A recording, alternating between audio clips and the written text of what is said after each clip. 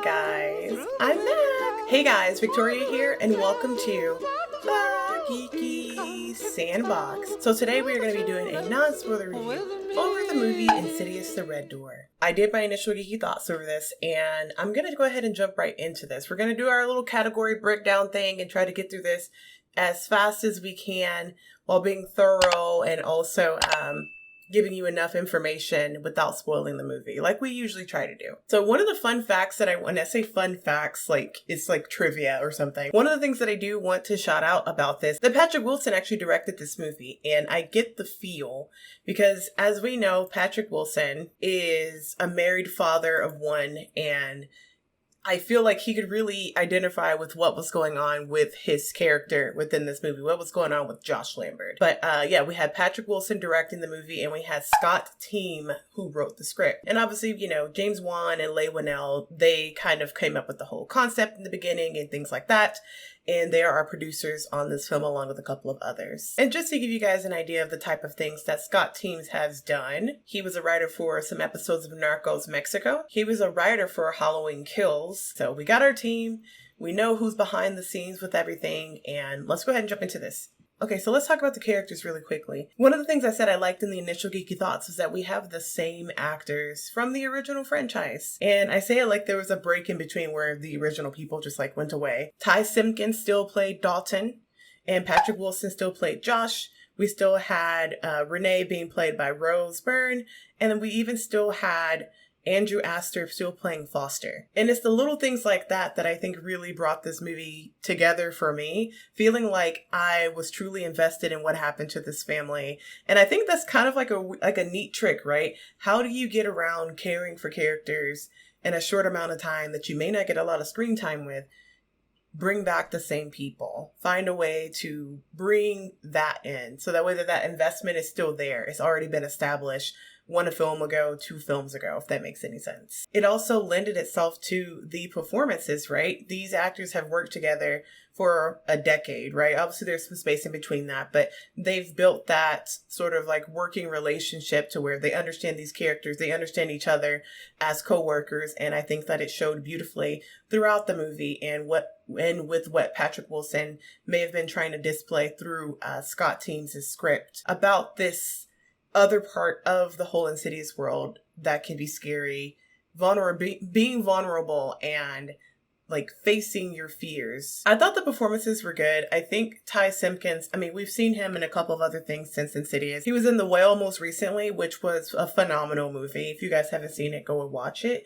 It is a very, very, very good movie. Very heartfelt, and his performance was actually very good. He was also in Endgame for a short, brief time, but really you guys may know him from Iron Man 3. So he's kind of been here and there, just kind of like mixing and matching with some of the roles that he's been dipping his toes into. Patrick Wilson and Rose Byrne don't need any sort of introduction. We've seen them in a dozen things. They've been working in this industry for a long time. And Patrick Wilson is definitely an actor that gets around the horror genre and even just like the fantasy genre in general. And just kind of seeing him be able to jump into that director seat after being with this franchise for so long is really awesome. You know, I wonder what it was like for him to direct his own performance or give himself some sort of direction. That's with me jumping into the script. I was so disappointed to find out that people did not like the direction that the script went. As we know, Insidious has a very, you know, point A to point B kind of formula. It's not the house that's haunted. It's your son. Person gets trapped in the further, another person has to go in, and then all the people come back out. Then we, you know, repress the memories, right? And this movie wasn't that exactly. I think there's a mix because some people wanted it to be that, and then some people also were like, well, I mean, there just wasn't enough jump scares. And I'm like, which one do you guys want? Because I personally appreciated writing wise that they wanted to focus on a different aspect of, hey, what is this family really going through? This will be like the 3rd time that something like this has happened, even if it is 10 years later, right? How has this psychologically messed with, I was going to say messed with Ty, but messed with Dalton? And I think exploring that is also a little bit more fascinating to me, even though I do love like our demons and our ghost and all that stuff that come with Insidious and like the genuine, like in your face kind of spooks.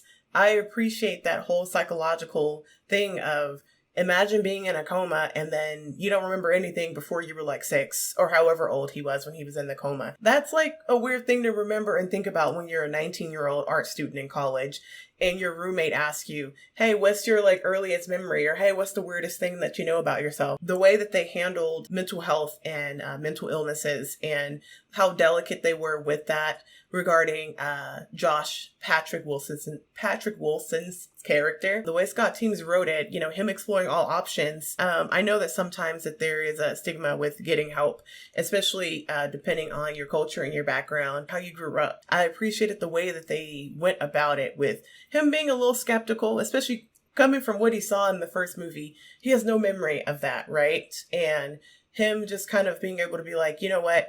I don't know if my family has a history of mental illness. Like, is there something I should be worried about? Can I look into this? After the doctor gives him that sort of insight. I like that the way that they handled some of the real factors in life that can kind of spook you when you don't know some things about yourself or you're learning something new about yourself. I think that in itself can be just as scary as a ghost. I kind of went in expecting us to figure out, oh, what's happening with these guys 10 years later was the only bar I gave myself, because I didn't want to lock myself into a certain box and then be disappointed, if that makes sense. I was actually pleasantly surprised. I do give kudos to Scott Teems regarding the script.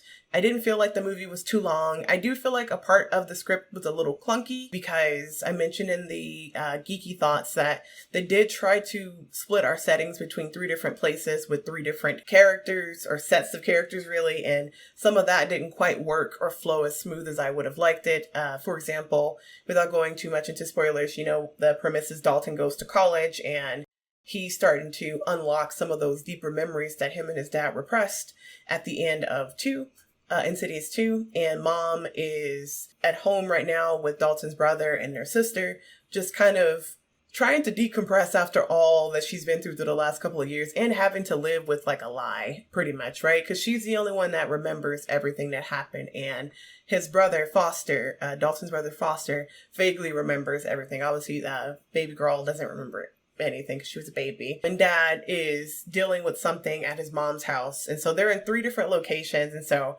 I found myself sometimes a little bit less interested when we went to what was happening with Renee, because I wanted them to really explore what she had been going through regarding like her role in all of this, right? Imagine having to go through all of that stuff and experience like a layer between life and death, and you have to lie to your son and your husband about what happened because you repressed their memories in order to keep them safe. But all of a sudden, all this stuff is like rushing back at you and you don't know how they're going to react. And to me, that's also terrifying. So like I said, I appreciate that they tried to explore different levels of fear and different types of things that can scare people in different ways. Like I talked about social anxiety and vulnerability, because Josh deals with a lot of that, trying to figure out things about his dad and how the way he parents and how does that affect anything that's going on with Dalton. Because, you know, with that memory being repressed, their relationship is not great because there's that gap there and they're not sure what's happening, and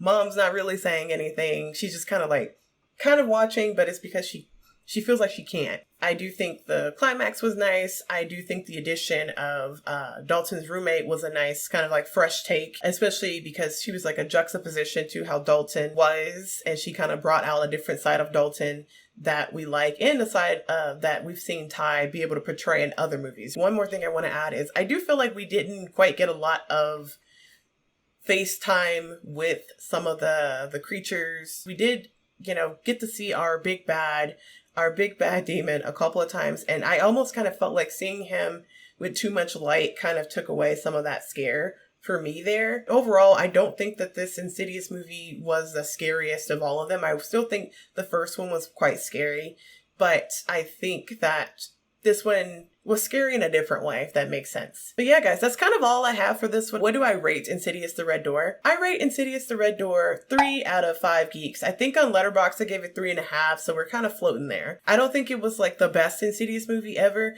but I don't think it was the worst. But, you know, I had a good time watching it. I left that movie being like, Man, that was a really good, impactful ending. I know that there's this thought that the movie might try to milk more movies out of this whole franchise, but I don't know. The way they ended it kind of gives me the feel that maybe they won't. I know that there was a stinger, but the theme of the movie kind of to me was you can't just lock away and hide and push under your bed like all of like your problems and your fears, because eventually they're gonna it's gonna get too full under, everything's gonna come out or whatever. Sometimes you gotta look at those things that you're not quite comfortable with, or things that scare you, really is what it was, things that scare you, and just know that you can overcome them. And I think that that theme in itself was very strong throughout the movie, and it ended with that theme. That's it for me. Let me know down in the comments, have you seen any of the Insidious films, and do you have a favorite one? But yes, if you like this video, go ahead and give me a like rating down below, and I'll see you guys in the next one. Bye!